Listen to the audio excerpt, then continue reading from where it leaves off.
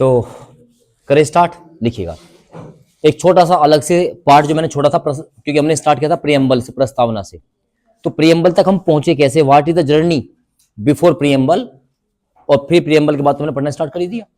तो प्रीएम्बल से पहले यानी कि जो भारत का संविधान है, क्योंकि भारत का संविधान आज भी बनने की प्रक्रिया में, देखते हो ना कि 101 कॉन्स्टिट्यूशनल अमेंडमेंट कर दिया, जीएसटी का अमेंडमेंट किया गया, बोलो है ना, ईडब्ल्यूएस बनाया गया, अभी 104वां संविधान संशोधन किया गया। तो आज भी हमारा संविधान क्या हो रहा है, बन रहा है।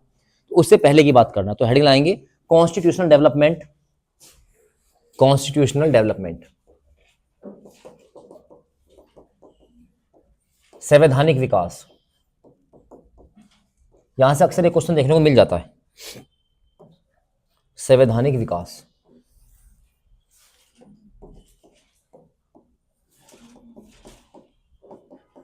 चलिए,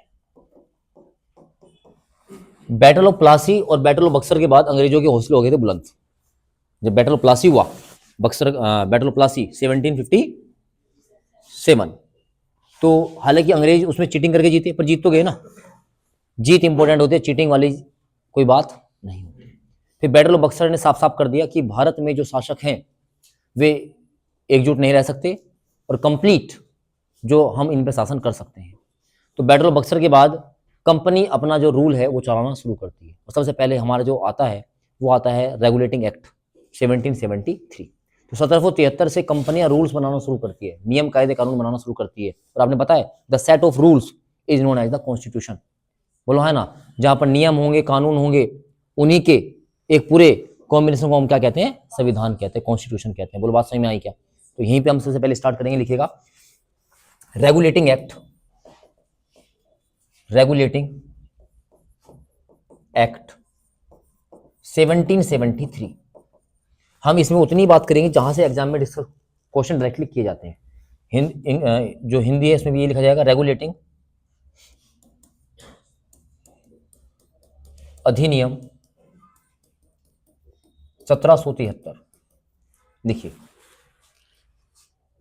इस रेगुलेटिंग एक्ट के द्वारा लिखेंगे फर्स्ट गवर्नर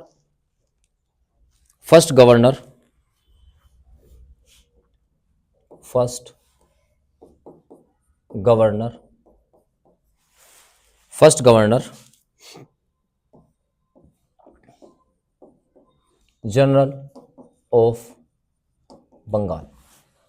बंगाल का पहला गवर्नर जनरल बनाया गया। बंगाल का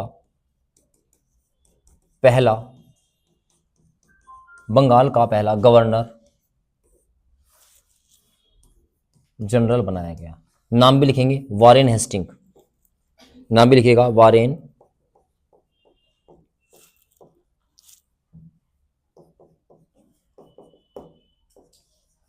हेस्टिंग।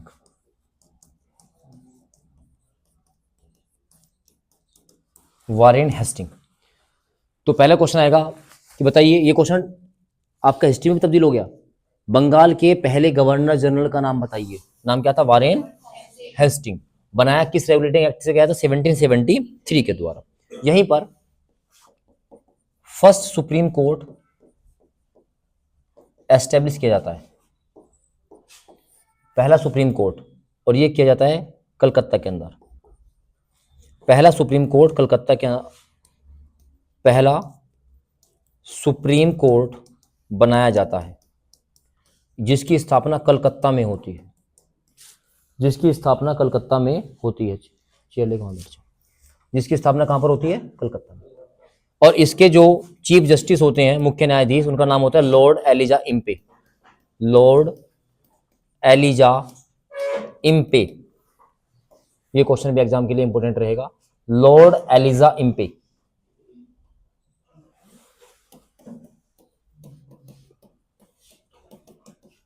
Lord Elijah Impey.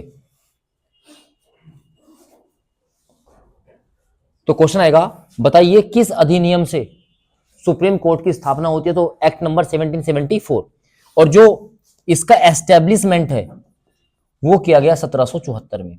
इसकी स्थापना किसमें की गई थी? 1774 में। दोनों क्वेश्चंस में बहुत अच्छे से डिफरेंशिएट करना है ना। आपको पता है इतनी बात का, पहले एक एक्ट के माध्यम से कोई ऑर्गेनाइजेशन बनाया जाता है, फिर उसकी स्थापना की जाती है।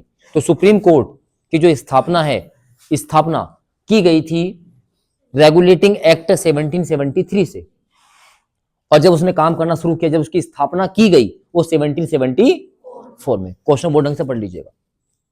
और इस संस्था के जो चीफ जस्टिस थे उनका नाम क्या था? Lord Elijah Impey. तो ये 3 बात समझ में आपको आ गई यहां से।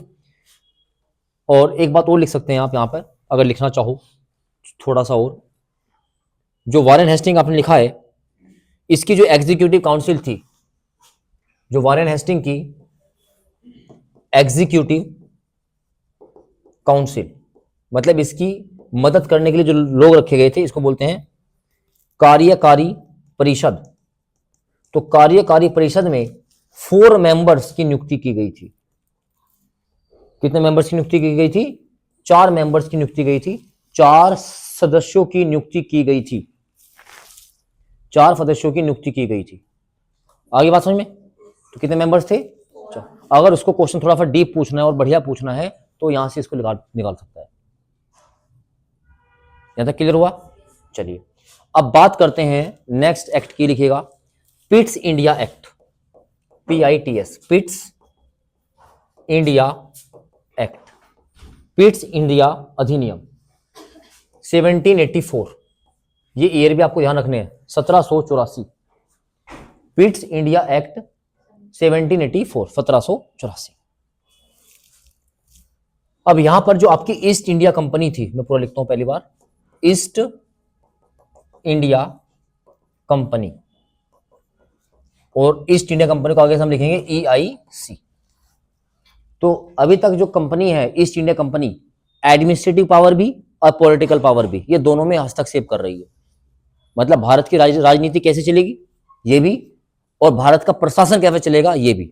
और यहां पर इसके प्रभुत्व को, इसके प्रशासन को, इसकी पावर को बढ़ते हुए देखकर जो ब्रिटेन की गवर्नमेंट है कि भाई ईस्ट इंडिया कंपनी को व्यापार करने की परमिशन तो ब्रिटेन की महारानी ने दे रखी है, और ब्रिटेन में एक संसद है, ब्रिटेन में एक पार्लियामेंट है जो वहां को ब्रिटेन को चलाती है। तो जो ब्रिटेन की पार्लियामेंट है, अब वो ईस्ट इंडिया कंपनी, जो यहाँ पर कंपनी काम कर रही थी, वो कंपनी यहाँ पर दोनों चीजों को प्रभावित कर रही है। यहाँ की राजनीति में भी घुस गई और वो पूरा बिजनेस तो कर रही है। तो वहां की संसद ने कहा कि जो ईस्ट इंडिया कंपनी है, अब हम इसकी पावर्स का डिस्ट्रीब्यूशन करेंगे। किस एक्ट के द्वारा? पिट्स इंडिया एक्ट के द्वारा। तो यहां पर 2 तरह की पावर बांट दी जाती है ईस्ट इंडिया कंपनी। पहली पावर का नाम लिखेंगे, इसका नाम होगा द कमर्शियल पावर, यानी कि व्यापार करने की शक्ति। द कमर्शियल पावर, व्यापार करने की शक्ति, व्यापार की शक्ति। जो व्यापार की शक्ति दी गई है, ये दी गई है ईस्ट इंडिया कंपनी को। तो वहां की संसद ने कहा सिर्फ ध्यान दो किस पे? व्यापार पे।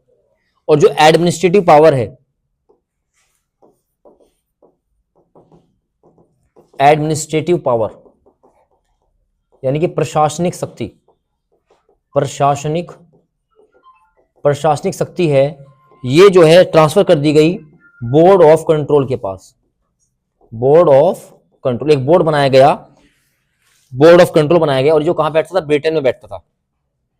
कहां बैठता था? ब्रिटेन।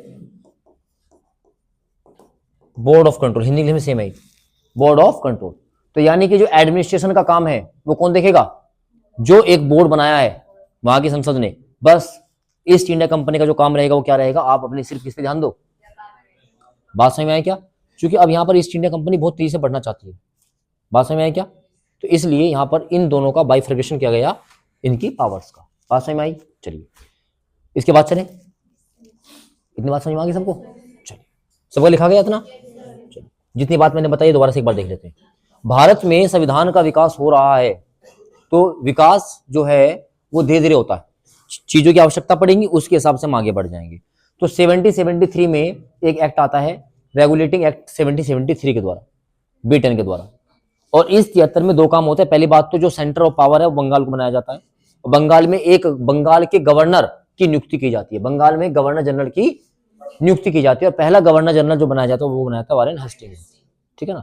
अगर वो पूछेगा बंगाल का गवर्नर बताइए, जनरल नहीं, बंगाल का गवर्नर, तो वहां पर आप एक नाम ले सकते हो। उसका नाम क्या था? कोई बताएगा? जिसने भारत में अंग्रेजों के पैर मजबूत किए थे, बक्सर के युद्ध में भी था वो। कैनिंग तो बहुत बाद में आएगा, कर्जन तो 1905 में आएगा। रॉबर्ट क्लाइव, क्या नाम था? तो बंगाल का गवर्नर, जनरल नहीं, केवल क्या, केवल गवर्नर। तो बंगाल का गवर्नर बना के भेजा गया किसको? मैं यहां लिख देता हूं इस बात को। अगर हम सिर्फ बात करेंगे बंगाल के गवर्नर की, केवल गवर्नर, तो रॉबर्ट क्लाइव था, रॉबर्ट क्लाइव। लेकिन अब इस पोस्ट को ऑथेंटिकेट किया गया ब्रिटेन की संसद के द्वारा, रॉबर्ट क्लाइव ऑथेंटिकेट करके तो बंगाल का गवर्नर जनरल बनाया गया, जिसका नाम क्या है? Warren Hasting. इसी के द्वारा एक कलकत्ता में सुप्रीम कोर्ट की स्थापना भी की गई 1773 के द्वारा, और 1774 में कलकत्ता का हाई कोर्ट सुप्रीम कोर्ट बनकर तैयार हुआ। और उसका जो प्रथम मुख्य न्यायाधीश बनाए गए, उनका नाम क्या था? लॉर्ड एलिजा इम्पे था। तो इतनी बातें यहां से निकल के आपकी आई। और यहां पर जो हमारे पास वारेन हेस्टिंग थे, इनकी हेल्प करने के लिए 4 मेंबर्स की काउंसिल भी बनाई गई। इतनी बात क्लियर हुई क्या? और ये जो है, हालांकि 20 साल में रिव्यू होता था। जो एक्ट बनाया गया, जो अधिनियम बनाया, कि 20 साल तक उसके क्या ड्रॉबैक्स हैं, क्या बेनिफिट्स हैं, क्या उसकी जो भी चीजें हैं।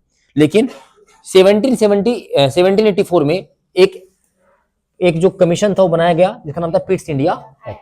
और ये बनाया गया कि जो हमारे पास ईस्ट इंडिया कंपनी है, जिसकी पावर्स लगातार बढ़ती जा रही हैं, कहीं ये आउट ऑफ कंट्रोल ना हो जाए ब्रिटेन से, तो इनकी शक्तियों का बंटवारा कर दिया गया। पहला बंटवारा किया गया कि जितनी भी कमर्शियल पावर है, भैया तुम अपना, इंडिया में आए थे तुम व्यापार करने के लिए, अपना व्यापार करो, जो पॉलिसी बनानी है बनाओ, लेकिन जितनी भी एडमिनिस्ट्रेटिव पावर्स होंगी, भले हम तुम्हें रखें उसके अंदर, क्योंकि आप वहां व्यापार कर रहे हो, वहां का बिजनेसमैन है, तो आपको ज्यादा पता होगा इंडिया के बारे में। लेकिन ये जो बोर्ड ऑफ मेंबर्स होंगे जो ब्रिटेन में, इनको आप सब चीजें बताएंगे, और उसके बाद जो डिसीजन लेने का काम होगा एडमिनिस्ट्रेशन का, वो कौन करेगा? ब्रिटेन की संसद। किसके माध्यम से? बोर्ड ऑफ कंट्रोल के माध्यम से। दोनों एक्ट क्लियर हुए क्या? चलिए, इन शब्दों का मतलब क्लियर होना जरूरी है, अभी सुनने में तुम्हें आसान भी लग सकता है और अटपटा भी लग सकता है। नंबर 3 लिखेंगे। इसके बाद हम बात करते हैं charter act. Charter act 1813, 1813, charter अधिनियम 1813। चीजों को सुनते चलो, मैं लास्ट में जब पूरा कराऊंगा तो तुम्हें याद करवा दूंगा, मैं बार बार हर एक एक्ट को रिवाइज करा दूंगा आपको। चार्टर एक्ट 1813, इनका बेटा, इनका है ना ईयर बहुत इंपॉर्टेंट है, आपको 4 दे देगा बना के, है ना। ये फिर regulating act 1773, Pitt's India act 1784, charter act अब 1813 में। हालांकि चार्टर एक्ट अभी 33 में भी आएगा, तो इसमें क्या क्या काम हुआ, तो 1813 के कुछ इंपॉर्टेंट काम लिखते हैं, तीन या 4, जो हमारे एग्जाम के हिसाब से इंपॉर्टेंट है। लिखिए पहले बात, एक्सपेंशन ऑफ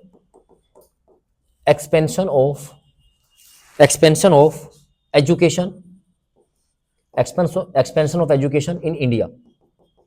भारत में शिक्षा विस्तार, भारत में शिक्षा विस्तार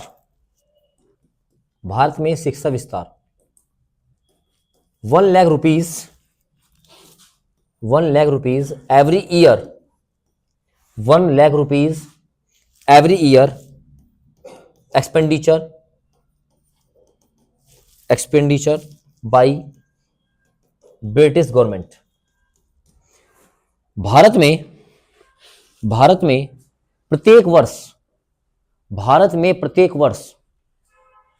1 लाख रुपए, भारत में प्रत्येक वर्ष 1 लाख रुपए शिक्षा पर खर्च ब्रिटेन की संसद द्वारा। अब ये पैसा भी अपने आप तुरंत दे रहे हैं, भारत को लूट के लेके जा रहे हैं यहां से, बोलो है ना। लेकिन इनडायरेक्टली उन्होंने हमारा पैसा हमें ही देना, किस पे? तो यहीं से तुम्हें पता लग, देखो यहीं से तुम्हें पता लगना होना जरूरी है कि एजुकेशन कितनी इंपॉर्टेंट थी, क्योंकि उनको दिक्कत आ रही थी ना, कि उन्हें एक आदमी ऐसा चाहिए था जो मजदूरों के बीच में और ऑफिसर के बीच में काम कर सके। तो इंग्लिश बोलते थे, उनकी भाषा भी यहाँ की नहीं थी, पानी मंगाना है, कुछ सेवक रखना है, कुछ खाना बनवाना, दिक्कतें थी। तो उन्होंने कहा कि भारत में इंग्लिश शिक्षा को क्या देना चाहिए। मैं कल एक वीडियो देख रहा था कि जिंदगी में अमीर होना बेहद जरूरी है। मैंने ध्रुव जयशंकर को देखा, जो जयशंकर जी का बेटा है, उसकी यूनिवर्सिटी देखियो कहाँ से पढ़ा है। फिर मैंने उनके बारे में सर्च किया, बड़ा खतरनाक। अश्विनी वैष्णव जी हमारे रेल मंत्री हैं, हालांकि ब्यूरोक्रेट से, उनका बच्चा कहाँ से पढ़ा, उनको देखा। स्मृति ईरानी जो पहले मंत्री रही हैं, उनकी बेटी बहुत अच्छे अच्छे इंस्टीट्यूट से पढ़ी है। तो जिंदगी में अमीर होना बेहद जरूरी है, ठीक है ना। ऐसे बहुत सारे लोग देखे मैंने जो हमारे पॉलिटिशियन हैं, जिनके बच्चे कहाँ पढ़ रहे हैं, है ना, और भी हमारे पढ़ने के लिए कितना मेहनत, कितना प्रयास करते हैं, है ना। छत अगर टपक रही है इसको ठीक करवा देते हैं, स्मार्ट बोर्ड की व्यवस्था करवा रहे हैं, सही है कि नहीं है। और डिजिटली कितनी मेहनत कर रहे हैं हमारे लोगों के लिए ना। अभी तो 5G भी आने वाला है, नहीं 5G तो चल रहा है इंडिया में, 6G आ जाएगा अभी। तो उनके बच्चों को देखते हुए लग रहा है कि हमारे एजुकेशन का स्तर वे अपने बच्चों के बराबर हमारे लाने की कोशिश कर रहे हैं। ये काम यहीं पे चल रहा है। 1800 कि इंडिया में उन लोगों को उठाओ जो जिनको हम शिक्षा के विस्तार में लेके आ सकें, उन्हें हम अपनी बात समझाएंगे, फिर वो अपनी भाषा का प्रयोग करके इन मजदूरों को समझाने का काम करेंगे। बात समझ में आई क्या। ये मीडिएटर होगा बीच का। तो यहां पर अब 1 लाख रुपए शिक्षा पे खर्च करना यह 18 तरह की बात है। 1 लाख रुपए बहुत ज्यादा है। बात समझ में आई क्या। तो वहां पर खर्च किया जा रहा है। बात समझ में आई क्या। चलो पहला काम मोस्ट इंपोर्टेंट है। क्वेश्चन ये आएगा कि भारत में शिक्षा विस्तार के लिए किस अधिनियम के द्वारा, by which act British parliament ने खर्च करना शुरू किया। तो 1813 के द्वारा। बात समझ में आई क्या। नेक्स्ट पॉइंट लिखो। नेक्स्ट पॉइंट लिखिएगा, the monopoly power of EIC being limited लिखेंगे ईस्ट इंडिया कंपनी की, हिंदी में लिखिएगा, ईस्ट इंडिया कंपनी की एकाधिकार शक्ति को सीमित किया गया। वर्ड पे ध्यान देना, सीमित, लिमिटेड किया गया, खत्म नहीं किया गया। क्या किया गया। सीमित किया गया, लिमिटेड किया गया, सीमित किया गया। नेक्स्ट पॉइंट लिखेंगे, इसमें लिखो चाय का व्यापार, द ट्रेड ऑफ टी, व चीन के साथ व्यापार, ट्रेड विद चाइना।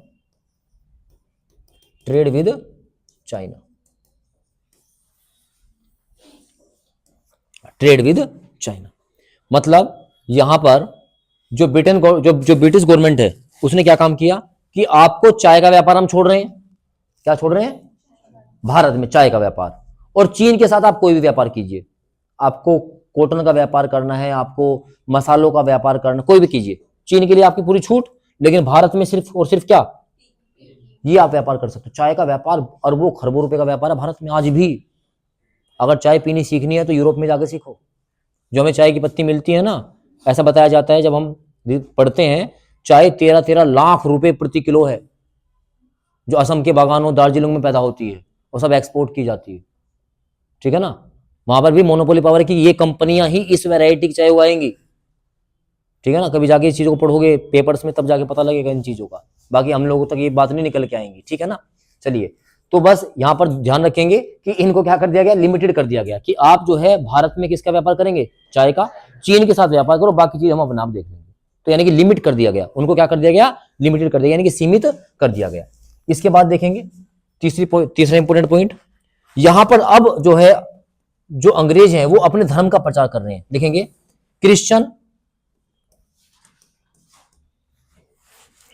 क्रिश्चियन धर्म का प्रचार प्रसार, to promote the Christian religion,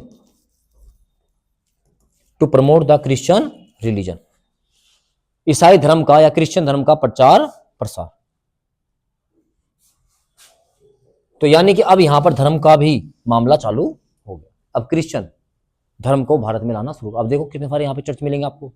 अपने मुजफ्फरनगर में झांसी की रानी पे अभी देखना 25 तारीख को मनाएंगे हम भी, क्या है ना। कुछ लोग तुलसी विवाह मनाते हैं, नहीं तो मतलब कुछ ऐसा ही है ना, द बर्थडे ऑफ तुलसी, ऐसा कुछ करके मनाते हैं।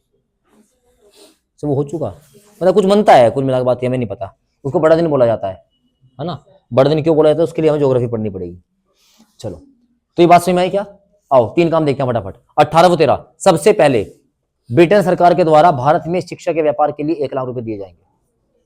दूसरा काम, जो भी हमारी ईस्ट इंडिया कंपनी थी उसकी पावर्स को लिमिटेड कर दिया, सीमित कर दिया। सीमित किस तरीके से कर दिया, केवल आप 2 काम कर सकते हैं, चीन के साथ आप खूब व्यापार कीजिए, हमें कोई दिक्कत वाली बात लेकिन भारत में आप किसका व्यापार करेंगे?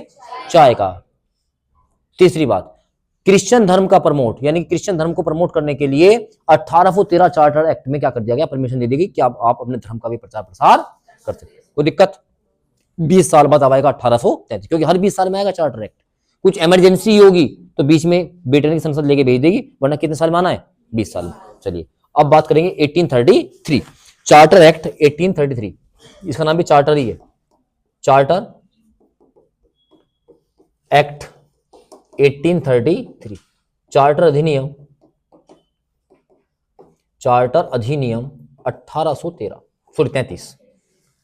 1833 लिखिए। इसमें मोस्ट इंपोर्टेंट बात पहली, focused on centralisation, focused on centralisation, centralisation, केंद्रीकरण पर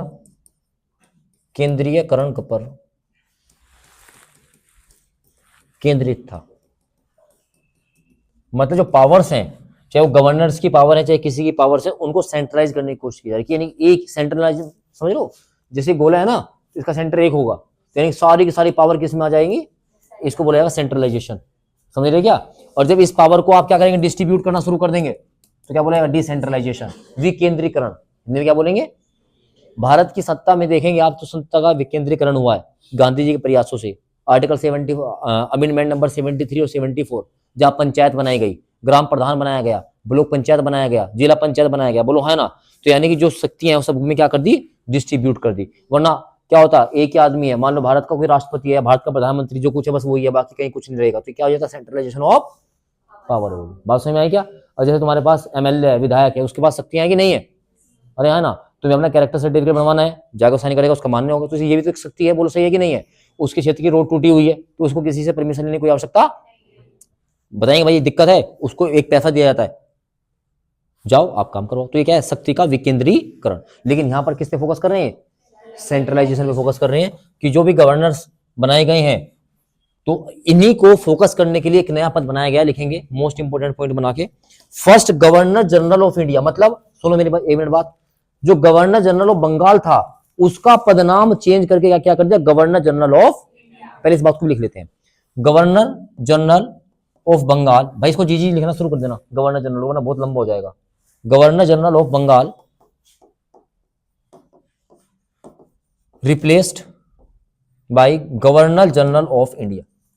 हिंदी में लिखेगा, बंगाल के गवर्नर जनरल को बदलकर, बंगाल के गवर्नर जनरल का नाम बदलकर गवर्नर जनरल ऑफ इंडिया किया गया, गवर्नर जनरल ऑफ इंडिया किया। मोस्ट इंपोर्टेंट बेटा, मोस्ट इंपोर्टेंट। कौन था ये भी देखेंगे, लेकिन पहला क्वेश्चन ये बनेगा कि बताइए किस एक्ट के द्वारा गवर्नर जनरल ऑफ बंगाल को चेंज किया गया गवर्नर जनरल ऑफ इंडिया? 1833। अब यहीं से पहला क्वेश्चन बनेगा कि बताइए पहला गवर्नर जनरल ऑफ इंडिया का नाम, तो लिखेंगे यहीं पे बना के लिख लीजिए आप, ऐसे ही बार बार लिखने की आवश्यकता नहीं है।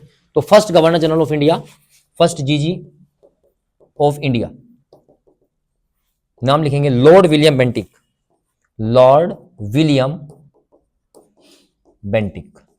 ये बेंटिक भाई वो है जिसने सती प्रथा का अंत किया था, बोलो है ना? लॉर्ड विलियम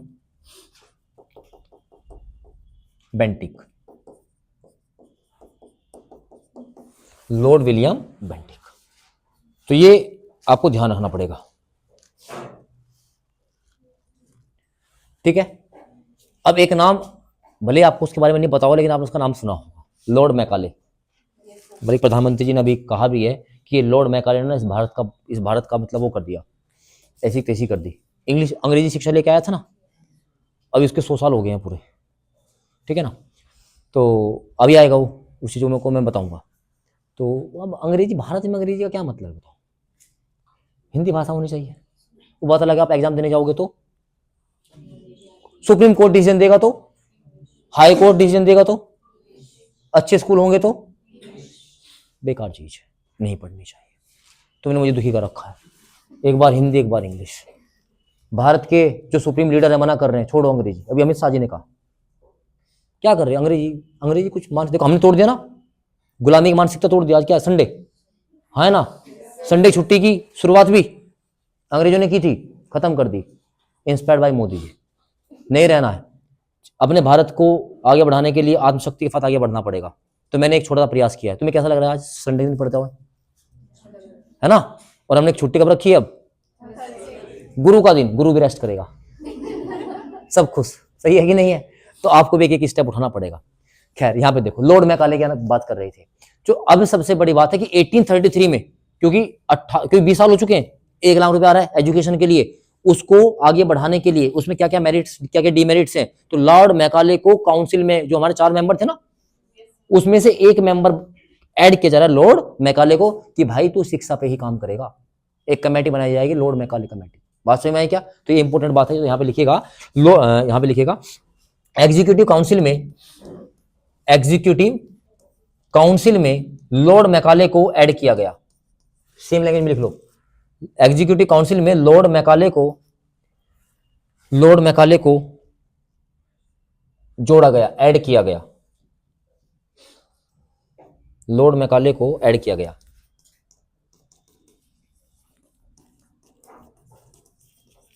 ये आपकी लैंग्वेज होगी कौन सी? हिंदी प्लस इंग्लिश, है ना?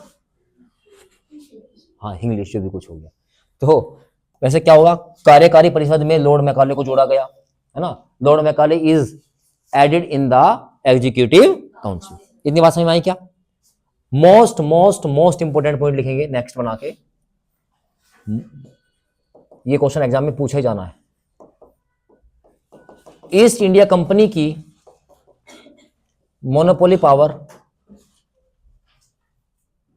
पहले हिंदी में लिख लेता हूं यहां। ईस्ट इंडिया कंपनी की एकाधिकार शक्ति को पूर्णतः समाप्त किया गया, देखेंगे the monopoly power of EIC, had complete ended। वहां पे लिमिट किया गया था 1813, लिमिटेड, सीमित किया गया था, और यहां पर कंप्लीट रूप से खत्म। दोनों चीज पे विशेष फोकस रखना है आप लोगों को। हो गई इतनी बात? 2 बातें और लिखेगा, सती प्रथा का अंत, द एबोलिशमेंट ऑफ सती सिस्टम, सती प्रथा का अंत, द एबोलिशमेंट ऑफ सती सिस्टम। और इसमें हमारे एक सोशल रिफॉर्मर थे राजा राम मोहन राय, पढ़ेंगे उसको हम मॉडर्न इंडिया में। तो राजा राम मोहन राय के प्रयासों से ही लॉर्ड विलियम बेंटिंक में ये विश्वास जगा था कि हमको सती प्रथा क्या कर देनी चाहिए, बंद कर देनी चाहिए। ठीक है ना? चलो, तो ये काफी इंपॉर्टेंट हो गया 1833 आपके लिए।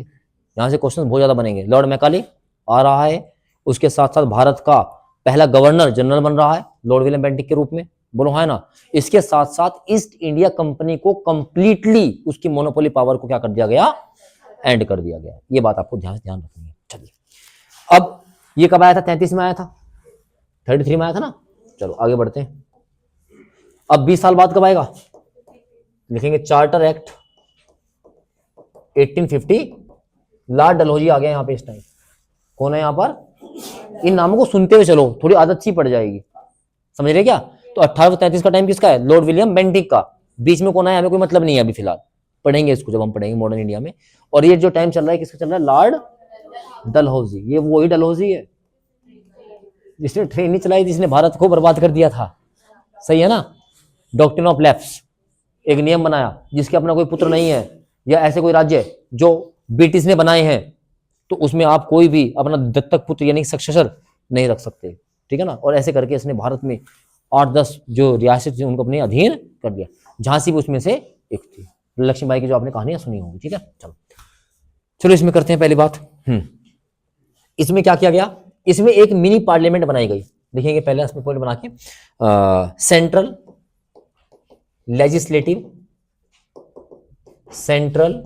लेजिस्लेटिव असेंबली या काउंसिल लिखो, सेंट्रल लेजिस्लेटिव काउंसिल, हिंदी में लिखेंगे केंद्रीय विधायिका परिषद या केंद्रीय विधायी परिषद बनाया गया। और जिसको ब्रिटेन में कहा गया मिनी पार्लियामेंट। ये भारत के लिए काम करेगी, मिनी पार्लियामेंट, मिनी पार्लियामेंट, छोटी संसद। ब्रिटेन में बनाया गया है एक इंडिया हाउस। ब्रिटेन में क्या बनाया गया है? एक इंडिया हाउस, भारत का भवन। उस भारत के भवन में लोग अंग्रेजी हैं, लोग अंग्रेज हैं, लेकिन जिनको उस काम के लिए चुना गया है वे इंडियन हाउस में बैठ के एक तरीके से भारत के लिए किसका काम कर रहे हैं? मिनी। जिसके भी आप दिल्ली जाओगे ना तो वहां पे आपको मिलेगा हैदराबाद हाउस, यूपी हाउस, समझ लो, तेलंगाना हाउस, उत्तराखंड हाउस। तो जब यहाँ जो वहां के स्टेट के मुख्यमंत्री जाते हैं या किसी से मिलते हैं तो ये अपने हाउस में ही रुकते हैं। अब है तो क्या इंडिया ना, तो ऐसे इन्होंने क्या बना रखा है? इंडिया हाउस बना रखा है। बात समझ में आई क्या? चलिए अब चलते हैं आगे। तो मिनी पार्लियामेंट का यहाँ पे निर्माण किया गया और सब काम ठीक चल रहा है। लॉर्ड मैकाले बढ़िया काम कर रहा है उसके लिए। और यहाँ पर लॉर्ड मैकाले तुम्हारे लिए काम करते हैं। पहली बार आता है ओपन कॉम्पिटिशन। ओपन यानी भारत के लोगों को भी खुली प्रतियोगिता में जाने का मौका दे रहा है। तो ओपन कंपटीशन, खुली प्रतियोगिता। और इस कमेटी के अध्यक्ष थे वही रहेगा, कौन रहेगा? लॉर्ड मैकाले, लॉर्ड मैकाले, है ना। और ओपन कंपटीशन उस समय किसके लिए रखा गया था? सिविल सर्विसेज के लिए, सिविल सर्विसेज, नागरिक सेवा। तुम कहोगे सर जी बात कुछ समझ में नहीं आई। अभी तक जितने भी सिविल सर्वेंट थे सब अंग्रेज हुआ करते थे, अधिकारी। बात समझ में आई क्या? अरे हाँ ना। तो पहली बार लॉर्ड मैकाले ने कहा भारत के लोगों को भी क्या मिलना चाहिए? मौका मिलना चाहिए। इसलिए हम ओपन कंपटीशन रखेंगे, जिसमें दम है आओ निकल के और ऑफिसर बनाया जाएगा। लेकिन एग्जाम आपका कहां होगा? लंदन। एग्जाम कहां होगा? जिंदगी में अमीर होना बेहद जरूरी है। आपके दिमाग में ख्याल आता है कि गांधी जी गरीब थे, सुभाष चंद्र बोस गरीब थे, भगत सिंह गरीब थे। वे well qualified, well establish person थे। उन्होंने उस चीज को छोड़ के दूसरा रास्ता चुना भारत के इंडिपेंडेंस के लिए। बात समझ में आया क्या? गांधी जी बैरिस्टर आदमी थे भैया, एलएलबी बाहर से पढ़ के आया था। सरदार पटेल एलएलबी थे। अरे हाँ ना। बात समझ में आई क्या? तुम आज नहीं जा सकते बाहर पढ़ने के लिए विदेश में, वे उस टाइम गए थे पढ़ने के लिए। पापा के पास पैसा, पढ़ने में भी इंटेलिजेंट थे ना। अब भारत के लोग जाएंगे लंदन में परीक्षा देने के लिए, और ये क्या करते थे? कभी कभी गेम खेलते थे आपके साथ, कि कभी तो एग्जाम की जो उम्र करते थे वो 21 साल कर देते थे, कभी 24 साल। अब भारत में माध्यम क्या है? हिंदी माध्यम है। ब्रिटेन में जाएंगे पेपर किस माध्यम में हो रहा है? इंग्लिश माध्यम में।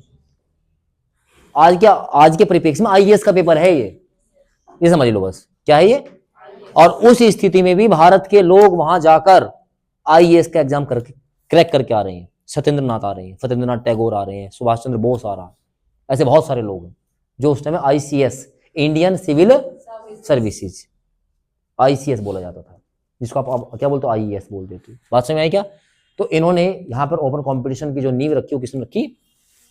और आपको याद होगा जब मैंने आपको 8वीं पंचवर्षीय योजना पढ़ाई थी तो वहां पर ओपन कंपटीशन एक्ट बनाया गया भारत में, खुली प्रतियोगिता का। याद आया? बहुत बढ़िया। चलो ऐसी चीजों को लिंक करके पढ़ा करो। तो यहाँ पर ओपन कंपटीशन रखा गया लॉर्ड मैकाले के द्वारा, और यहाँ पर और कोई खास काम नहीं किया गया। तो 1854 की ये बात है, 1854 की ये बात है। ठीक है भाई, चलिए अब आगे बढ़ते हैं ना। सोचने वाली बात यह है कि उस समय अंग्रेजों के अधीन होने के बावजूद भी इनके माता पिता अच्छे शिक्षित थे, पैसा था, उनके बच्चे आगे बढ़ रहे हैं, आगे पढ़ रहे हैं। अब तुम आज़ाद भारत में आज़ाद सांस ले रहे हो और तुम्हारा अभी पढ़ने का मन तो करता है पर पढ़ा नहीं जाता। सिंपल सी बात है, तुम नहीं पढ़ोगे तो कोई और पढ़ेगा, है ना। एक बड़ी अच्छी बात देख रहा था मैं कल परसों कि सुबह जल्दी केवल 3 प्रकार का व्यक्ति उठ सकता है। जिसको शौक हो उठने का, शौकीन है, या जिसकी मजबूरी है, मजबूरी में उठेगा, ठीक है ना, या फिर जिसको लगन है। इसके अलावा कोई चौथा व्यक्ति इस दुनिया में नहीं उठ पाएगा। अब बात बिल्कुल सही है, तुम ही हो, है ना। अब बाय चांस तुम्हें कहीं जाना है, ट्रिप पे निकलना है, मान लो 2 बजे, उस दिन तो आँख खुल जाएगी, पढ़ाई करनी है, दिखाओ उठ के। 6 अलार्म लगाओगे, 2, 2, 5, 2, 10, 2, 15, फिर 2, 15 वाले बजा के सारे बंद कर दोगे जो भी नीचे वाले थे, चुपचाप पढ़ के सो जा, है ना। तो 3 बात लिखी, बहुत अच्छी बात लिखी हुई थी क्योंकि जब तक सफल नहीं होगा इंसान तब तक उसके लिए अच्छा एक वो बताओ, उठने के लिए अगर अलार्म की आवश्यकता पड़ रही है तो ऐसी पढ़ाई या फिर ऐसा उठने से कोई फायदा, ठीक है ना। स्वामी विवेकानंद वाली बात, सपने वही, अब्दुल कलाम जी ये बोलते थे, सपने वही जो खुली आंखों से सो के तो तुम आईएएस बनी जाओगे, या सॉरी आईएएस नहीं, आईएएस तो खैर ज़्यादा काम हो जाएगा, जीएसटी इंस्पेक्टर बन जाओगे, बैंक के मैनेजर बन जाओगे, चेयर बढ़िया सी पड़ी हुई है, उस पर एकदम बढ़िया सा सफेद रंग का टॉवल पड़ा है, तुम घूम रहे हो और चाय मंगा के पी रहे हो, सपने देखो अच्छी बात है, लेकिन दिन में देख लो ताकि उसके पीछे मेहनत करने का काम मिल जाए, ठीक है। चलो खैर, अच्छा एक बात देखो, अभी हमने रिवीजन टेस्ट चालू करा, पहले टेस्ट में 120 बच्चे थे, इस वाले टेस्ट में 80 रह गए। पहले टेस्ट से सिलेक्शन हो गया, अपॉइंटमेंट लेटर गेट तोड़ के भीतर बढ़ गया।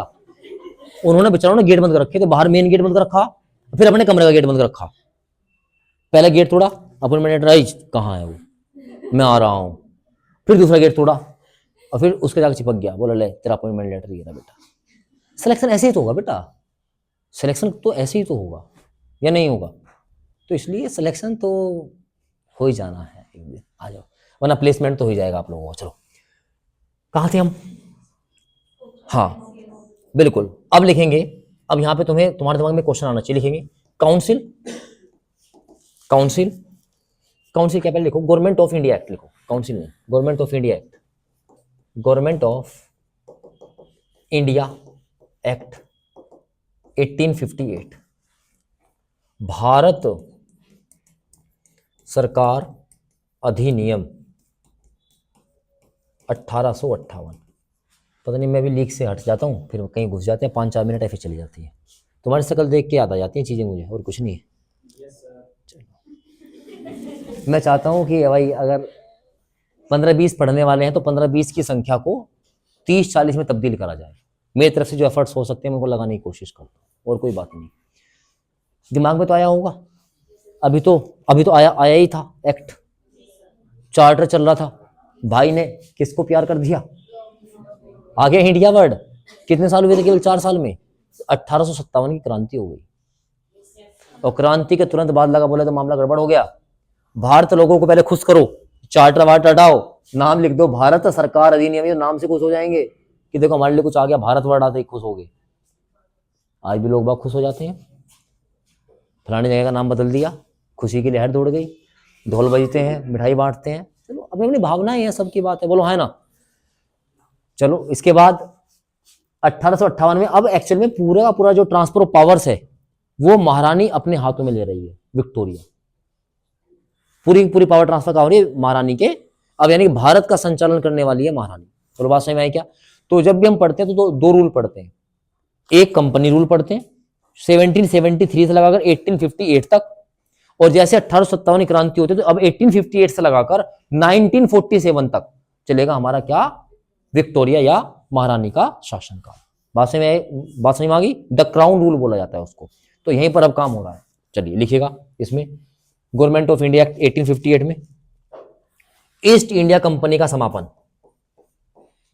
End of east India company, हो गया समापन। क्योंकि अब जो रूल होगा ना तो लिखेंगे, इसको लिख सकते हैं आप, रूल बाई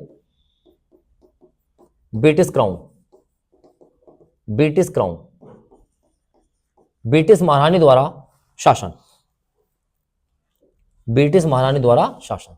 और यहीं से एक क्वेश्चन बेहद important, GG of India, GG of India is replaced by viceroy, राय आर्य भाई, लिखेंगे भारत के गवर्नर जनरल को बदलकर वायसराय कर दिया गया। मोस्ट इंपोर्टेंट, वायसराय, तो वायस हो, ये तो वायरस हो गया, वायसराय कर दिया गया, वायसराय कर दिया गया। तुम कहोगे सर जी एक क्वेश्चन यहीं पे और निपटा दो, मैं कहूंगा कौन सा, सर जी वायसराय का नाम बताओ, पहला वायसराय भारत का कौन सा बना, लेकिन बेटा Lord Canning, first viceroy, Lord Canning, Lord Canning, Lord Canning was the first viceroy of India. बताओ इतनी बात समझ में आई क्या। इतनी बात समझ में आ गई, क्योंकि अब वायसराय बदलेगा नहीं, वायसराय जाके फिर गवर्नर जनरल बनेगा दोबारा से, भारत आजाद हो रहा होगा और वही गवर्नर जनरल बन जाएगा राष्ट्रपति, यानी कि ये पोस्ट वही चल रही है जो वर्तमान में परिप्रेक्ष्य में आप राष्ट्रपति देखते हो, यही पोजीशन किसकी है। तो इन तीनों क्वेश्चंस को एक बार देख लिया जाए। सबसे पहले भारत, मैं बात कर रहा हूं पूरी ब्रिटिश एम्पायर की, सबसे पहले बंगाल का गवर्नर बनता है, नोट गवर्नर जनरल, मेरी तरफ देखो, कॉपी छोड़ दो, बंगाल का गवर्नर बनता है, गवर्नर, एक वर्ड पे ध्यान देना, the governor of Bengal Robert Clive, governor general of Bengal, Bengal का गवर्नर वारेन, नाम तो याद आने शुरू हो गए ना, हो जाएंगे। अब वारेन हेस्टिंग भाई को रिप्लेस किया जाएगा 1833 वाले एक्ट से, जिसमें भारत में जो बंगाल का गवर्नर जनरल था उसको भारत का गवर्नर जनरल बनाया जाएगा, क्योंकि यहीं पर पावर का सेंट्रलाइजेशन किया जाएगा। एक क्वेश्चन याद हो गया, नहीं हो गया, तरीके से पढ़ो। पहले बंगाल का था, उसको किसका बना दिया, पूरे एक आदमी में पूरी पावर आ गई, पावर आ गई तो मतलब क्या हो गया, सेंट्रलाइजेशन हो गया, आई बात समझ में। और भारत का पहला गवर्नर जनरल बनाया गया लॉर्ड विलियम, आ गया बेंटिक। और उसके बाद 1858 से जो लॉर्ड विलियम बेंटिक था, जो भारत का गवर्नर जनरल था, उसको चेंज कर दिया गया वायसराय से, और भारत का पहला वायसराय खत्म हो गया। आई बात समझ में। तो पहला आपको समझ में आना चाहिए, कुछ तो समझ में आया होगा ना। हाँ। देखो अभी आप 2-3 बार रिवाइज करोगे ना, तो 2-3 बार में तो आपके नाम से अच्छे से लगने शुरू होंगे, और तुम सोच लो मेरे तो याद ही हो गए पहली बार में, मतलब ही नहीं है। जो कह रहा है मेरा पहली बार में याद हो जाता है, झूठ बोल रहा है, ठीक है ना, समझ रहे क्या। तो आपको झूठ बिल्कुल नहीं बोलना, 2-3 बार तो इसको आप रिवाइज करोगे आराम से, एकदम तसल्ली के साथ। चौथी बार लगेगा अच्छा कैनिंग भाई, और फिर दोस्ती से कर लेना, अंग्रेजी तो है बढ़िया है, क्या हम अंग्रेजों को आज नहीं अपना रहे क्या, बर्थडे मना रहे हैं, कहाँ से मना रहे हैं, अंग्रेजों से मना रहे हैं। अभी हम क्रिसमस भी मनाएंगे, जीन्स वीन्स हम पहनते थे क्या, नहीं पहनते थे, है ना, अपर टोपर पता नहीं क्या क्या है जो भी है, सही है कि नहीं है, अरे हाँ ना, टोपर तो क्लास में हुआ करता था, सही बात है कि नहीं है। तो इसलिए उनको अपना दोस्त बनाओ। अपना बेंटिक भाई आ गया, इसने फतेह प्रथा का अंत किया था, ऐसे बात करना पढ़ते हुए, रटना मत। डलहौजी भाई आ गया, भाई ने रेल चलाई, भाई ने डाक प्रथा चालू कर दी, बात समझ में आई क्या। तो इस तरीके से पढ़ोगे तो आपको चीजें आराम से याद हो जाएंगी। अंग्रेज इतने भी बुरे नहीं थे जितना हम, उससे भी ज्यादा बुरे थे, खून चूस के चले गए भाई, लूट के ले गया मामला। और कमाल की बात, जो आने वाली जनरेशन है उनको और सिखा देगी भारत को लूटना कैसे है। कोई हट ही नहीं रहा आज के समय में, पीछे ही नहीं हट रहा कोई, जिसका जहां तहां बैठ रहा लूट लो, ये चल रहा है मामला। आप किसी भी डिपार्टमेंट में देखो, जो हकीकत है सबको पता ही है, बाकी तो क्या ही बोलना है, ठीक है। आ जाओ, अब एप्पल लूट रहा भारत को, है ना, एप्पल मोबाइल वाला, है ना, भारत से ज्यादा जीडीपी, भारत की जीडीपी से ज्यादा नेटवर्थ बना ली, है ना, साल में एक बार लेके आया है वो बिग बिलियंस डील। और भाई साहब ठीक है, चलो एक बात बताते हैं, अभी 3 दिन पहले की बात होगी, 4 दिन की पहले की बात थी, कार में कुछ काम करवाना था, शाम का समय था, 7:30 बजे, मैकेनिक के पास पहुंचे। मैकेनिक ने अपने एक छोटे जूनियर मैकेनिक को बोला एक बार चेक कर। तो डेस्क बोर्ड के पास काम होना था, अंदर गाड़ी में सीट के पास, तो अंधेरा तो हो ही रखा था। मैंने कहा भाई लाइट दिखा दूं, बोला नहीं भैया आराम से खड़े रहो। ठीक है भाई, खड़ा, भाई ने मोबाइल निकाला, ठीक है ना, 16 लेटेस्ट मॉडल 3 कैमरे वाला, मोबाइल को उल्टा पकड़ा मुंह में, वो टॉर्च से काम करने वाला था ना, टॉर्च जलाई, वाह। कौन कह रहा भारत में गरीब है, मोदी जी बोल रहे हैं 80 करोड़ लोगों को मैं राशन दे रहा हूं, दोबारा फिर रीचेकिंग होनी चाहिए। हद तब हो गई, हमारे घर के सामने एक यहाँ पे काम चला हुआ है, ई रिक्शा उसने बनवा रखी है फ्लैट वाली, क्योंकि वो लकड़ी लाने का काम करता है, जो प्लाई वगैरह होती ना, तो प्लाईवुड लेके आया। तो मैं किसी काम से गेट के बाहर निकला, तो उसने जो प्लाई थी वो सब वहां पे डिलीवर कर दी।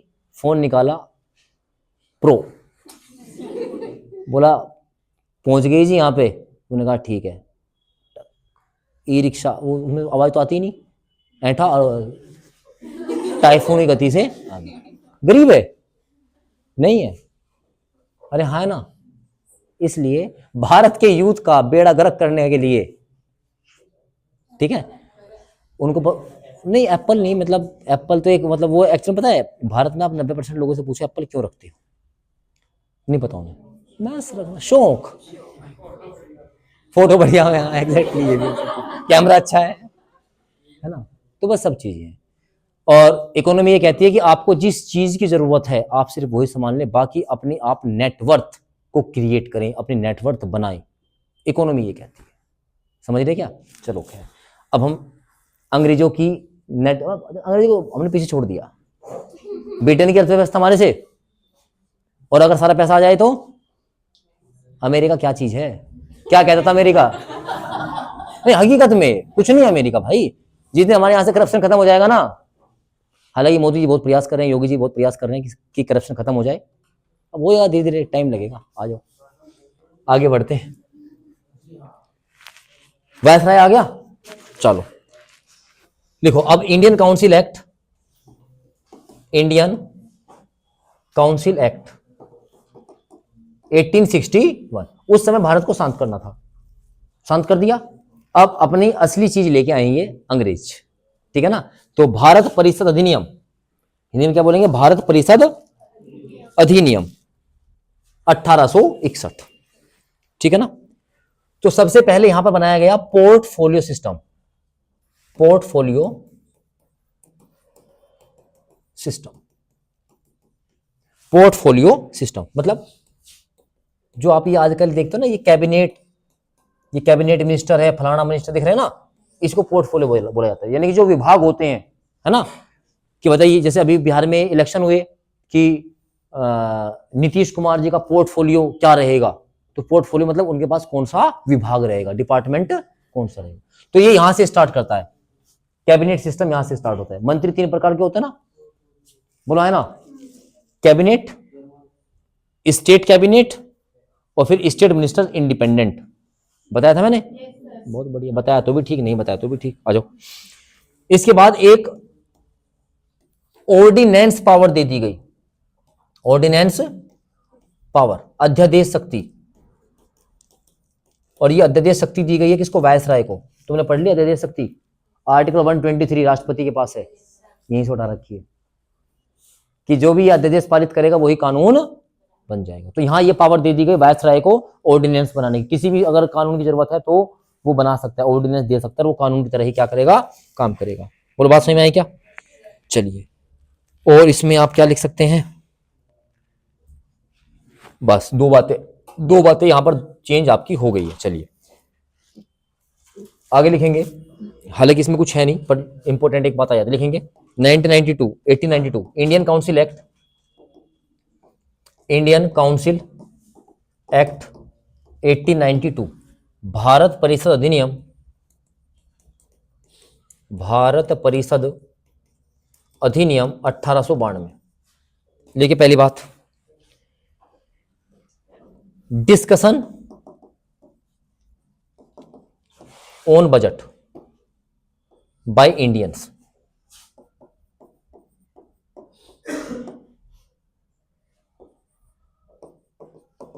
भारतीयों द्वारा बजट पर बहस।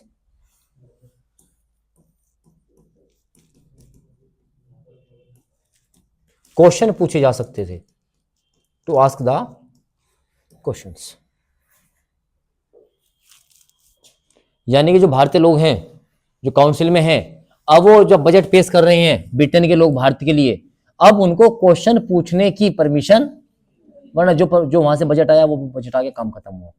अब उनके आंसर देने के लिए वहां का सिस्टम रेस्पॉन्सिबल है नहीं है, वो उनके ऊपर लगता है। उनको लगता है हमें आंसर देना है तो देंगे, और नहीं लगता तो नहीं देंगे। बिल्कुल आज की तरह, है ना, बिल्कुल आज की तरह। भाई किसी को लगता है कि हमें इसको उत्तर देना चाहिए तो दे देगा, और नहीं लगता तो नहीं देगा। बोलो है ना। अभी हम किसी से बात करें हिंदू के लिए तो हिंदू पे एकदम बात खुल के हो जाएगी। वहीं पर हम ले आए, बोला भाई एसएससी का एग्जाम बहुत लेट हो रहा है, यूपी में वैकेंसी नहीं आ रही है, बोला ये आ जाएंगे, कोई दिक्कत नहीं, this is the part of system. सब काम किससे हो रहा है? प्रोसेस से चल रहा है। तो ऐसे ही वहां पर था, वे क्वेश्चन पूछे जाने के, ये भी एक बहुत बड़ी बात है कि भारतीय लोगों को क्वेश्चन पूछने की परमिशन मिल गई, कोई दिक्कत तो नहीं यहां तक। चलिए अब इसके बाद चलते हैं, अब तुम्हारे लिए बहुत बढ़िया आएगा यहां सर, जिसकी हम अभी बात कर रहे थे। तो 1909 Indian council act, Indian council act 1900। Bharat के राजनेताओं ने यहां से बहुत कुछ सीखा इस वाले एक्ट से भी। इसका पहले नाम लिखो, इसका नाम क्या है? Morley Minto, Morley Minto act, Morley Minto act, पहले तो ये लिखेंगे, मोर्ले मिंटो एक्ट। देखो ये दो नाम है।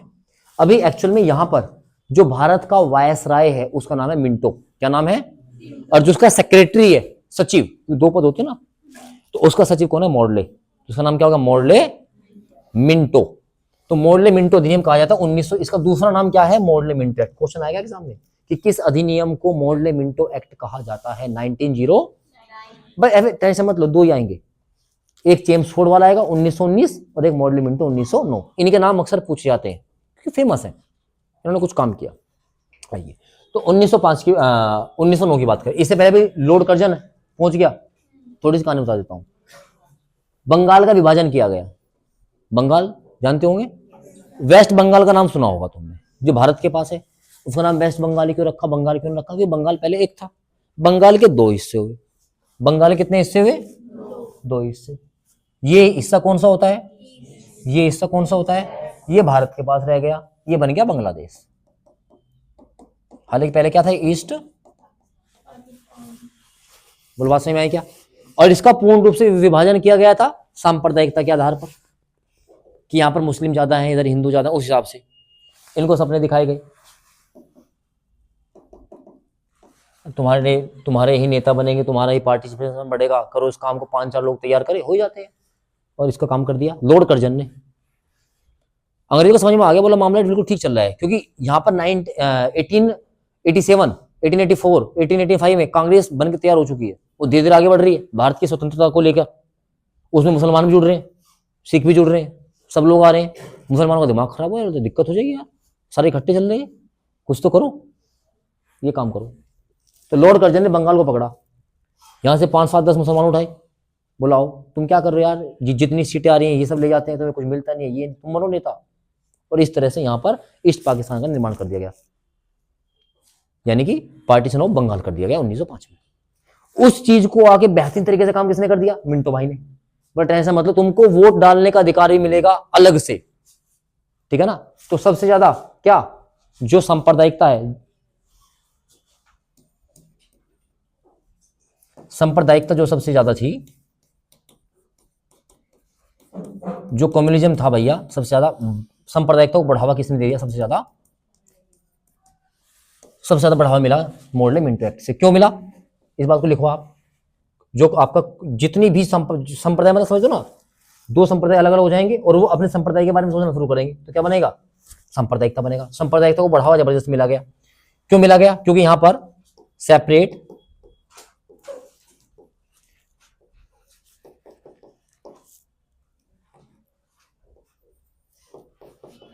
Electoral college for Hindu and Muslim, separate electoral college for Hindu and Muslim, Hindu और मुसलमानों के लिए पृथक निर्वाचन की व्यवस्था।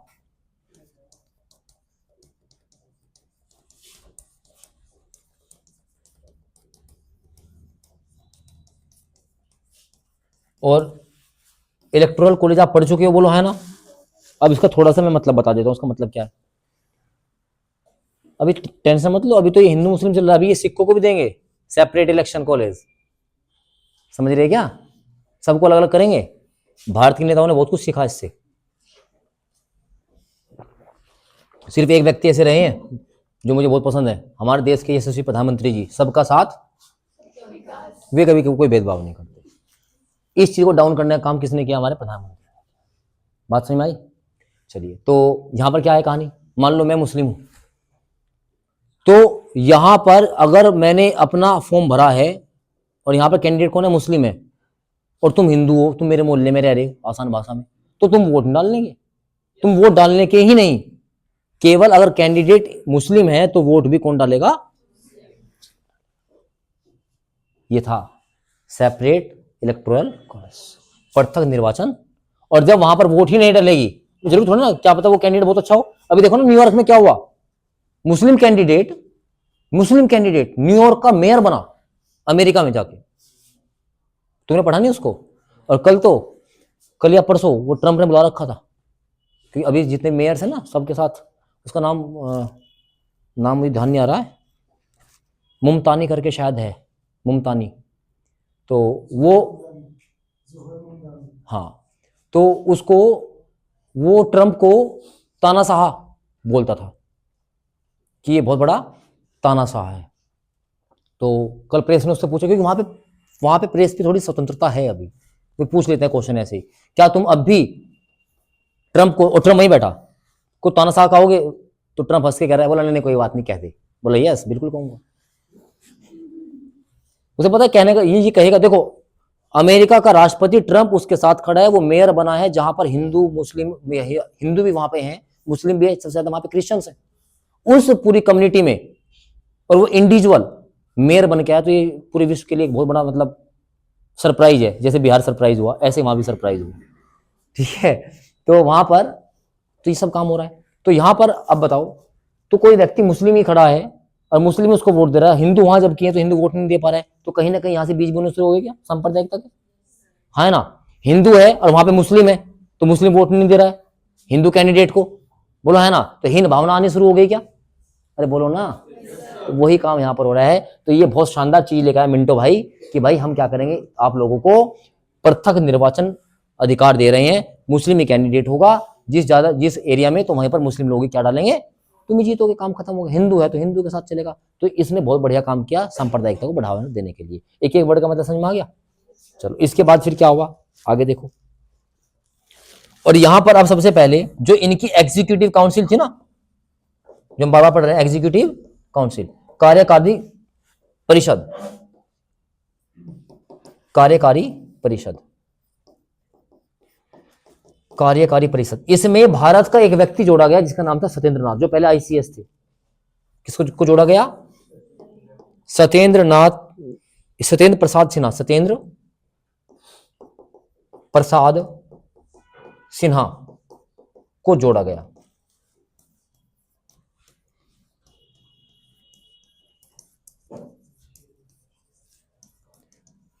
फर्स्ट टाइम सत्येंद्र नाथ सिन्हा को एग्जीक्यूटिव काउंसिल में क्या किया गया?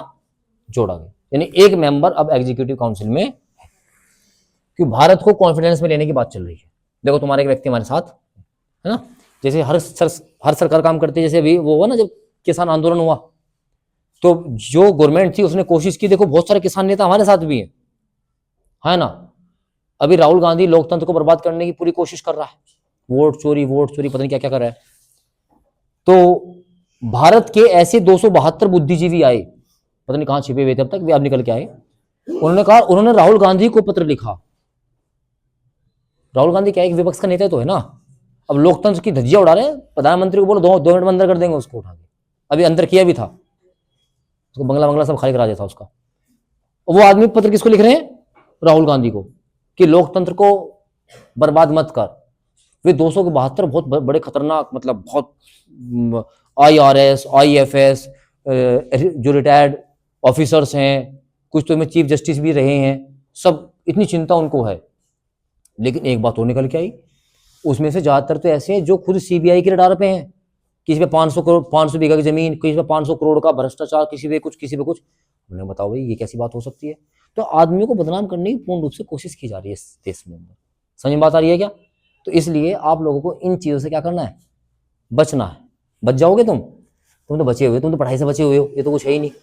हाँ है ना बेटा, ब्यूरोक्रेट बनोगे, देश चलाओगे, तब जाके बात बनेगी, वरना गांव में रहोगे, गांव के प्रधान के इलेक्शन में उलझे रहोगे, बोला फलाना दारू पिया रहा, ये दारू पिया रहा, वहीं रह जाओगे, इससे आगे नहीं बढ़ पाओगे।